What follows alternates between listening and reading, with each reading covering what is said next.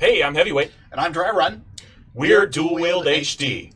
If you enjoy this video, like and subscribe to our channel. And check us out on Twitch. Links in the description below. In this video, we're going to cover some starter tips for the caster classes of a Mage, Priest, and Warlock to help get your WoW Classic experience started off on the right foot. Our first tip is going to be to get to level 5.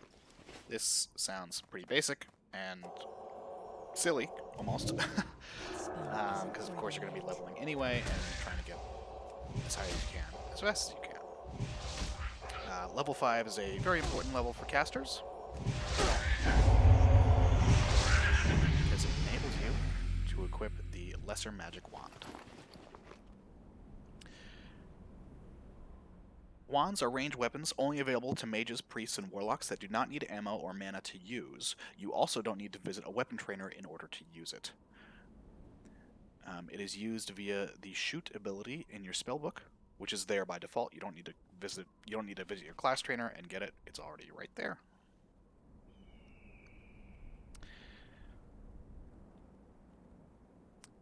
The reason you want it is because mana management is a big part of classic WoW. If you're constantly spamming your abilities, it's easy to run out of mana fighting a single enemy, which is super annoying. This can be costly in both the time it takes to drink water to replenish your mana and the gold it takes to buy more. So here you can see I'm going to just spam my abilities on this boar. My mana is going down with each cast. By the time I'm done killing the boar, I'm basically out of mana. That's not what I want, because now I'm going to have to drink before I can fight the next thing. So this is now downtime that's taking away from me, just killing more things. Mages can generate their own water, so that's a little bit less of an issue for mages in particular. This guy gets to enjoy the skin of that boar. So this time, I'm going to cast a couple abilities. Friend's going to help me out here. I just put the wand on, as you saw, so I'm still training up my wand skill, so he's resisting me until I get a little bit more skill in wands. Hey, Malachite, awesome. 15 copper. So this should go a little bit smoother. So cast Smite, put the dot on, and then just wand it until it dies. And so instead of having to stop and drink water to replenish my mana, I was able to wand it to death, and my mana is still full. I probably could have used, that's a little inefficient, I could have used a little bit more mana. But you get the idea. I can't cast that yet. So yeah, once you have your wand, questing and reducing downtime becomes a lot easier. When engaging enemies, you can use a few abilities to start, and then enable shoot to use your wand until the enemy dies, allowing enough time to pass such that your mana regeneration starts while you're fighting. A key mechanic to know is that mana regeneration does not begin until after you have not cast an ability for 5 seconds, and using your wand does not count as having cast an ability.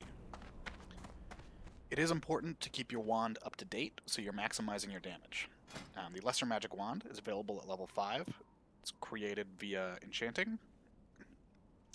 Then Greater Magic Wand is available at level 13. There are various wand progression guides available to tell you what wands are available where. I've included a link to this guide by Reddit user Byron Ragequit in the description below. So you can see here, it lists all the wands, their required level, their DPS, their speed, where you get them, what exactly if they're from a quest, whether they're Horde or Alliance specific, type of the damage. This can just help you find where your next wand comes from and make sure you get it. Next up, we're going to talk about visiting a few trainers, and the first one on the list is the class trainer. Every couple of levels, you'll want to visit your class trainer to learn new and improved spells. In retail WoW, you learn new spells and improve spells automatically, but that's not the case in Classic. Here I'm going to learn Lesser Heal Rank 2, and you can see that it costs 1 silver. This training cost can really add up at low levels, so check out a class-specific guide to ensure you're only training what you actually need and use, and leave the rest. So now I've got rank 1 and 2 Lesser Heal in my book, and I'm going to drag rank 2 to my bar to replace rank 1.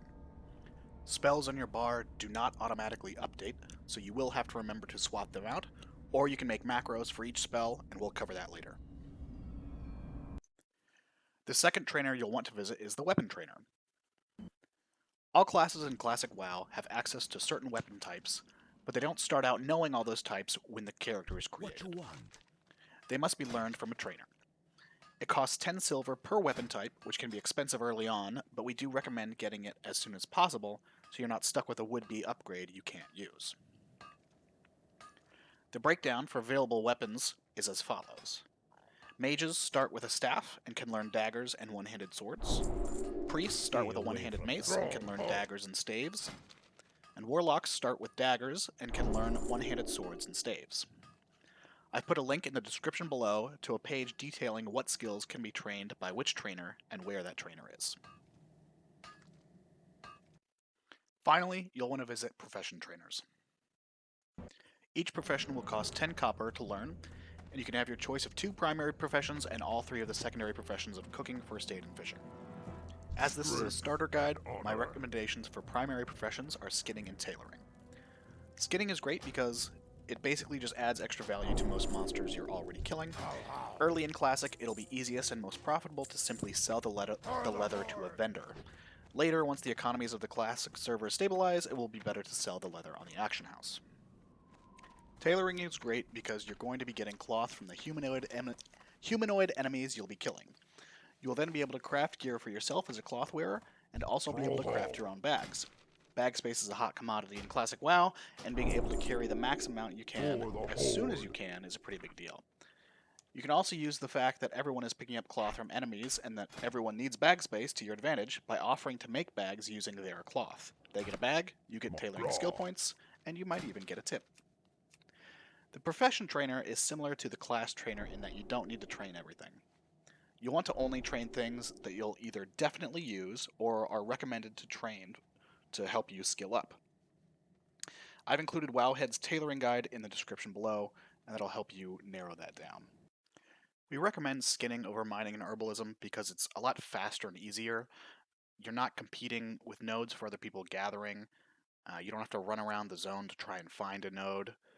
And it's much easier to keep skinning leveled up with you as you level, rather than needing to go back to a low-level zone and run around like you would with mining and herbalism. We recommend tailoring over leatherworking and blacksmithing because it's much more useful to us as cloth wearers, as well as more utilitarian via the bags. Alchemy would be okay, except it really needs to be paired with herbalism, which we don't recommend. Enchanting and engineering are fine choices. They're just really expensive to level as you level, so there's something we recommend you drop skinning for later once you hit level 60. Next are macros, which can make your life a lot easier. So you can open the macro panel by pressing escape and hitting macros, or by typing /macro in your chat bar. Spells in your bar do not automatically rank up when you train the new rank from a trainer. So I've got rank 2 lesser heal on my bar, and let's create a new macro for lesser heal to account for this. So we'll start with pound show tooltip, and that'll just show the lesser heal icon. And then a simple /cast lesser heal. Then I'll drag the rank 2 spell off my bar and put the macro down there and give it a whack, and it hits for 73. So that is the upper range with the rank 2 lesser heal. You can see lesser heal rank 1 hits in that lower range, while rank 2 hits in the higher range.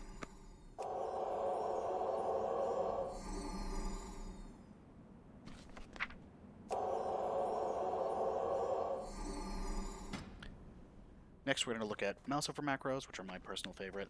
This first one is for power word fortitude. So it casts fort at my mouse over target, and it checks to make sure that something is there. Same thing for shadow word pain. It also checks that something's there and that it's harmful, so it's an enemy. This is super useful for packs of enemies where you want to get your dots and everything. And super useful for healing as well. You can make a decurse to a macro, to a mouse over macro, or a just a heal, so you don't have to keep actually clicking on somebody to target them. You can just mouse over them and hit the button to heal them. So it saves a little time and it's very useful in my opinion. If you're familiar with the add-on HealBot at all, it's basically just a very complex mouse over macro. Stopcast is another useful part of macros that you should be aware of. So you just add a line like that, and what this will do is it'll break your casting to cast whatever's here. So you started casting Smite, and then press this, and the stop cast makes me cast Lesser Heal instead. This is very useful for kind of emergency spells, like Ice Block or Counter Spell for mages. It'll stop casting, probably Frostbolt, and make sure these spells go off.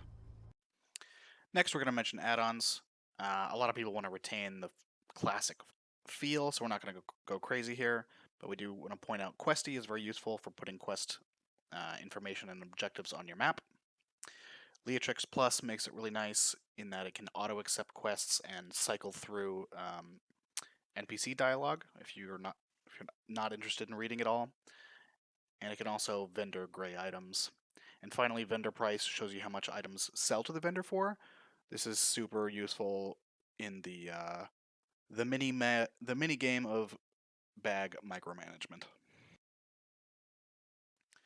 And finally, some general tips.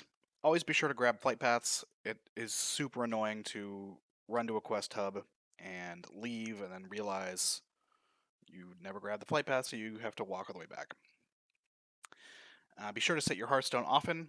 Always set it to wherever you are questing, so you can get back there easily. Group up when possible. Anything that's a kill quest, you should always be grouping up. It just makes things a lot easier. Kill things while you travel for just that little bit of extra XP.